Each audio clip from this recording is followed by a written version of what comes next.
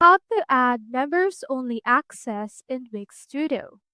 In order to do that, head over right here into your actual website editor and then click onto this icon, which is the pages icon. Once you have clicked on it, you can see in here the store pages that we have. So for example, we have in here the members area.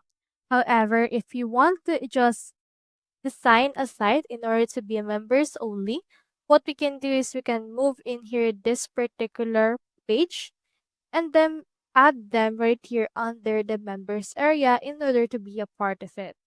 Another option is to click onto the three dots near it, click on settings, and then after that, just head over right here into the permissions tab of this page.